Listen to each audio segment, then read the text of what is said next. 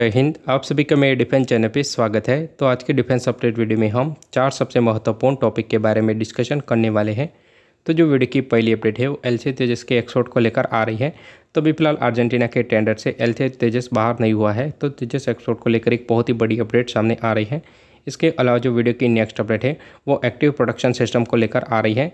तो अभी फिलहाल भारत अपने स्वदेशी तौर पे एक एक्टिव प्रोडक्शन सिस्टम को डेवलप कर रहा है, क्योंकि आपने रशिया यूक्रेन वॉर में देखा होगा कि यूक्रेनियन एंटी टैंक मिसाइल का बड़ा ही आसान टारगेट बन रहे थे रशियन टैंक, और भारत एक बड़े नंबर में रशियन टैंक को ऑपरेट कर रहा है। तो रशियन टैंकों के साथ हुआ वैसा इंडियन टैंकों के साथ ना हो, इसी चीज़ के चलते हुए अभी फिलहाल एक्टिव प्रोटेक्शन सिस्टम को डेवलप किया जा रहा है। इसके अलावा वीडियो की जो नेक्स्ट अपडेट है वो रफाल फाइटर जेट की एक मिसाइल को लेकर आ रही है। तो इस घातक मिसाइल का जो डेटा है वो चाइना के पास पहुंच गया है, और भारत इस मिसाइल को रफाल फाइटर जेट के साथ परचेज भी किया है। तो यह एक बहुत ही बड़ी मुसीबत बन सकती है। इसके अलावा वीडियो की चौथी अपडेट F-35 फाइटर जेट को लेकर आ रही है।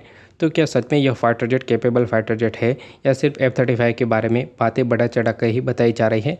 तो इन चारों ही अपडेट के बारे में 1 बाय 1 डिटेल से डिस्कशन करने वाला हूँ। तो अगर आप मेरे डिफेंस चैनल पर नए हैं तो प्लीज़ मेरे डिफेंस चैनल को सब्सक्राइब करें, बेल आइकन दबाना ना भूलें, और कमेंट सेक्शन में जय हिंद जय भारत जरूर लिखिएगा। और इसके अलावा अगर आपको मेरा डिफेंस के रिलेटेड कंटेंट अच्छा लगता है तो मेरे वीडियो को लाइक भी कर सकते हो, और आपको डिफेंस के रिलेटेड कोई भी क्वेश्चन हो तो आप अपना क्वेश्चन कमेंट सेक्शन में ज़रूर लिखिएगा, जिसका आंसर मैं अपने आने वाले वीडियो में दे दूंगा। तो आज की डिफेंस अपडेट वीडियो को शुरू करते हैं। फिलहाल थोड़े टाइम पहले ऐसी रिपोर्ट सामने आ रही थी कि जो अर्जेंटीना का टेंडर है उससे एलसी तेजस बाहर हो गया है, और अर्जेंटीना के द्वारा चाइना पाकिस्तानी मेड JF-70 को प्रेफर किया जा रहा है।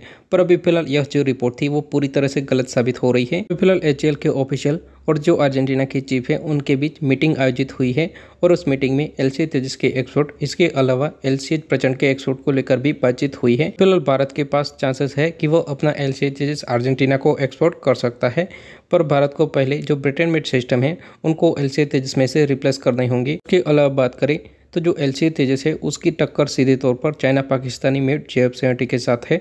तो चाइना के द्वारा अर्जेंटीना को यह ऑफर दिया गया है कि अर्जेंटीना चाहे तो अपने हिसाब से JF-70 को मॉडर्नाइज भी करवा सकता है, और इसके अलावा जो JF-70 में मार्टिन बेकर की इजेक्शन सीट लगी हुई है उसको भी मेड इन चाइना सीट से रिप्लेस कर दिया जाएगा।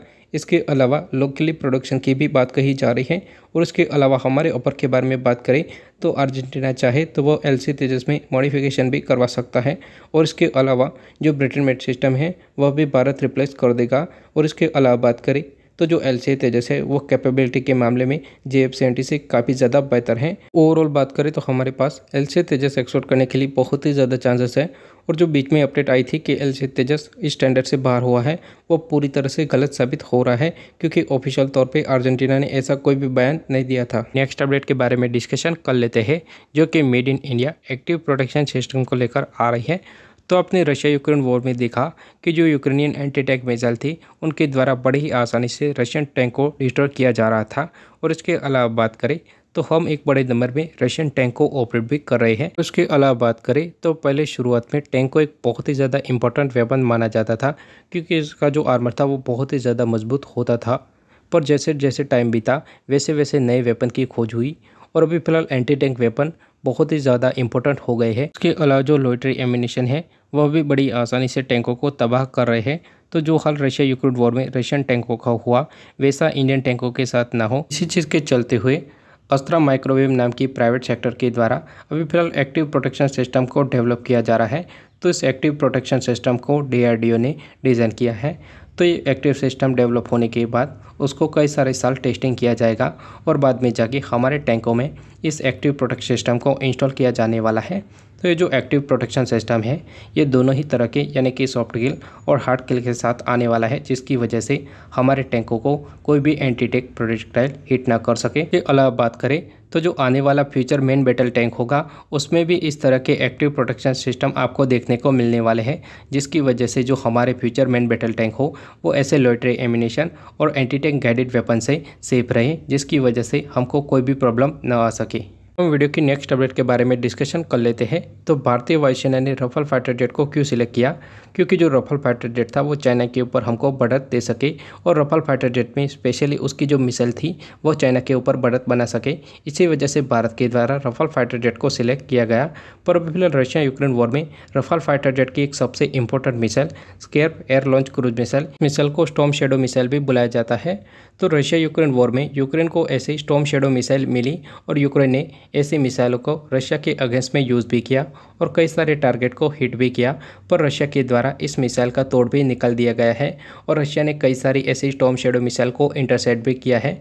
तो एक तरह से बात करें तो यह भारत के लिए खतरे की घंटी है, क्योंकि रशिया में एक डेलीगेशन बैठा है चाइना का, जो कि ऐसी मिसाइलों के जो डेटा है वो कलेक्ट करता है, यानी कि रशिया के द्वारा किस तरह से इन मिसाइलों को इंटरसेप्ट किया गया। तो एक तरह से बात करें तो जो चाइना है वो डेटा को कलेक्ट करेगा और हमारे पास जो स्टॉर्म शैडो यानी कि scalp air launch cruise missile है उसके अगेंस्ट में यूज़ करेगा। तो एक तरह से बात करें तो जो रफाल फाइटर जेट की स्टॉर्म शैडो यानी scalp air launch cruise missile है उसके जो इंटरसेप्ट करने के डेटा है वो चाइना के पास पहुंच गए हैं। उसके अलावा बात करें तो अमेरिका के पास भी बहुत सारे एडवांस तरीन वेपन और फाइटर जेट है, फिर भी अमेरिका अपने एडवांस वेपन यूक्रेन को नहीं देता है। इसके पीछे वजह यही सेम टू सेम है कि अगर मान लो कि रशिया के द्वारा उन वेपनों का तोड़ निकाल दिया गया तो अमेरिका के वह एडवांस तरीन वेपन किसी भी काम के नहीं रहेंगे। इस वजह से अमेरिका अपने एडवांस तरीन वेपन और फाइटर जेट यूक्रेन को सप्लाई नहीं कर रहा है। और इसके अलावा अमेरिका अपने एडवांस तरीन फाइटर जेट में रडार रिफ्लेक्टर का यूज़ करता है, जिसकी वजह से उनका जो एक्चुअल RCS है वो पता न चल सके। हम वीडियो की नेक्स्ट अपडेट के बारे में डिस्कशन कर लेते हैं, जो कि F-35 फाइटर जेट को लेकर आ रही है। तो अभी फिलहाल दुनिया की बहुत सारी ऐसी एयरफोर्सेज है जो F-35 फाइटर जेट को परचेज करना चाहती है, पर जो F-35 फाइटर जेट है वो सच में इतना कैपेबल फाइटर जेट है या नहीं है। तो हम F-35 के कुछ माइनर पॉइंट के बारे में डिस्कशन करने वाले हैं। जो F-35 फाइटर जेट है वो एक 5th जनरेशन का फाइटर जेट है, जिसकी वजह से F-35 का जो मेंटेनेंस कॉस्ट है वो हद से ज़्यादा आता है। और इसके अलावा सबसे बड़े माइनस पॉइंट के बारे में बात करें तो जो F-35 है उसका जो सर्विस अवेलेबिलिटी रेट है वो बहुत ही ज़्यादा कम है। इसके अलावा बात करें तो F-35 में अभी फिलहाल भी बहुत सारे बग्स और ग्लिचेस आते रहते हैं, जिसकी वजह से F-35 को ऑपरेट करने में भी मुश्किलें आती हैं। और उसके अलावा बात करें तो अभी फिलहाल रिसर्च में भी F-35 इंजन को लेकर भी प्रॉब्लम आ रही है, क्योंकि जो F-35 का F-135 इंजन है वो भी फिलहाल अंडर पावर महसूस कर रहा है। अमेरिका के द्वारा जितने भी सिस्टम को डेवलप किया गया उनको F-35 में इंस्टॉल कर दिया गया।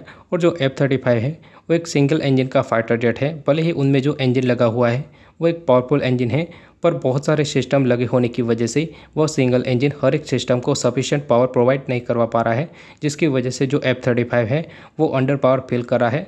तो कई सारे प्रॉब्लम F-35 में आपको देखने को मिल रही होगी। उसके अलावा बात करें तो कई सारे डिफेंस एक्सपर्ट यह दावा करते हैं कि जो F-35 है वो बड़ी आसानी से रशियन Su-35 फाइटर जेट को हरा सकता है, पर एक्चुअल में ऐसी कोई भी चीज़ पॉसिबल नहीं है। कि एक बार F-35 की टक्कर रशिया के Su-30 से हुई थी और उस टाइम F-35 रशिया के Su-30 को ठीक से डिटेक्ट भी नहीं कर पा रहा था, क्योंकि उस Su-30 में इलेक्ट्रिक वॉरफेयर लगे हुए थे। तो एक तरह से बात करें तो जो रशियन फाइटर जेट होते हैं वह भी काफ़ी ज़्यादा कैपेबल होते हैं। और रही बात बड़ी आसानी से Su-35 को काउंटर करने की, तो यह बहुत ही ज़्यादा मुश्किल है, क्योंकि जो Su-35 है वो हाईली मैन्यूवरेबल फाइटर जेट है। तो आपको मेरा इन्फॉर्मेटिव वीडियो अच्छा लगा होगा। वीडियो अंत तक देखने के लिए धन्यवाद। जय हिंद, जय भारत। मिलते हैं अगले वीडियो में।